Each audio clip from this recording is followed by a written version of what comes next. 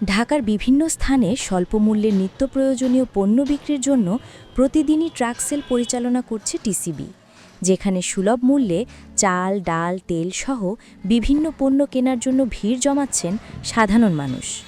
তবে ক্রেতাদের অভিযোগ, টিসিবির ট্রাকে সব পণ্য মিললেও চাল প্রায়ই পাওয়া যায় না।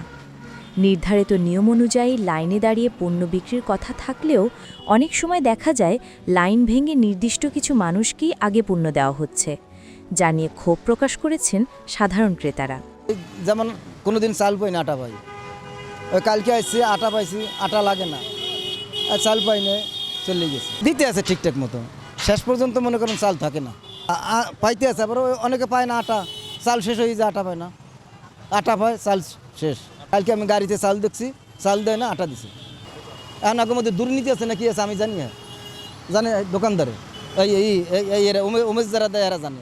সময় সামনে যায় 2-3 বস্তা চাল থাকে, তখনকার চাল এটি দিতাম না, আমরা এটি দিতাম না, এটা আমরা রাখবো। এর পরে ব্ল্যাকে 1200টা বস্তা বেচালে 30 কেজি। সিন্ডিকেট আছে এদের মাঝে, এই লাইনে যতগুলি ট্রাকে মাল দেয় এরা চাল গোপন বিক্রি করে। চাল দিয়ে মোটামুটি একটু চিকুন দেয়, তো এই চালটি সব বিক্রি করে। আগে মোটা চাল বেশি একটা বিক্রি হতো না, অনেক চালটি মোটামুটি একটু ভালো দেয়। সামনে গেলে বলে দেয় চাল দিব না, আবার আমরা যে বলি বস্তা তো আছে, না এই 2-3 বস্তা আমরা দিব না, এটি দিমু, আপনারা শত চেষ্টা করলে দিব না এই চাল।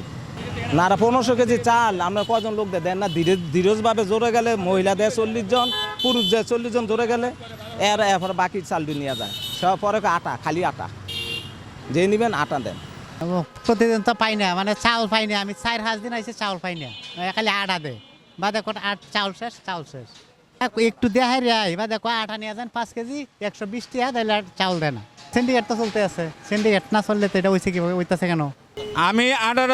আমি হেরা আটা মনে করেন চাইল ছাড়া আটা দেয় না, আবার অনেক সময় চাইল যে না নেয় আটা দিয়া দেয়, কারণ আটাটা তার ভেজাল নাই, ঠিক আছে, আটাটা দিয়া দেয়।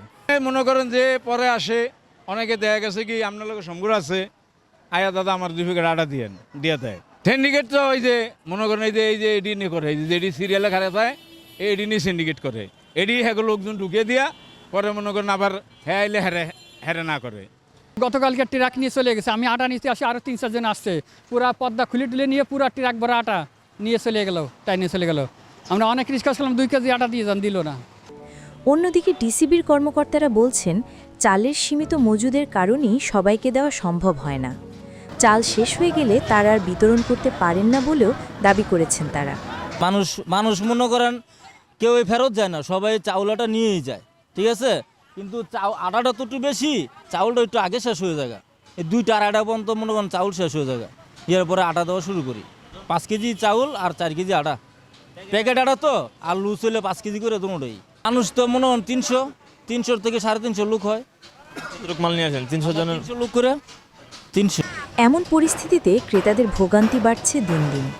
অনেকে ঘন্টার পর ঘন্টা লাইনে দাঁড়িয়েও নির্ধারিত পণ্য না পেয়ে ফিরছেন হতাশ হয়ে। এই ছিল রাজধানীর কারণ বাজার, মগবাজার এবং এফডিসির গেট থেকে সর্বশেষ সংবাদ। Foyez Ahmed Mamun, family television, Dhaka.